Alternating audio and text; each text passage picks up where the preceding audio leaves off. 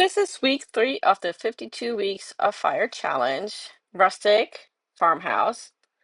It was all about capturing the rustic farmhouse feel. However, I went with a classic barn scene because nothing says country life quite like weathered wood and a handful of free-range chickens.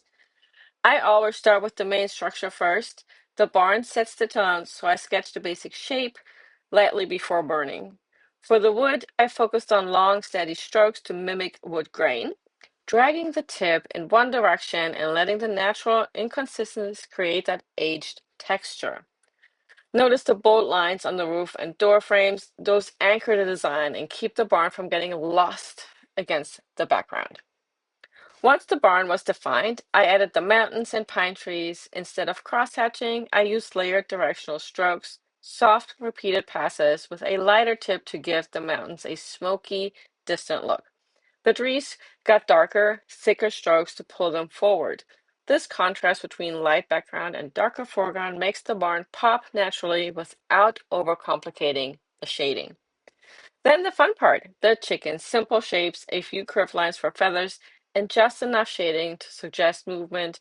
They bring life to the scene and make it feel like you're stepping into a real barnyard.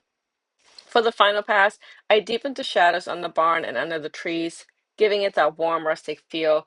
Little details like uneven strokes on the fence and roof add to the weathered, lived-in look.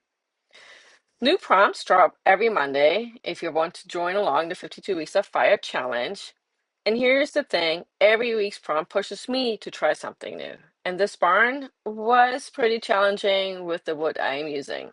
If you're burning along, share your version. I'd love to see it, how you bring your own style to the fire. Tag me at Petra_Monaco on Instagram with the hashtag 52 Weeks of Fire.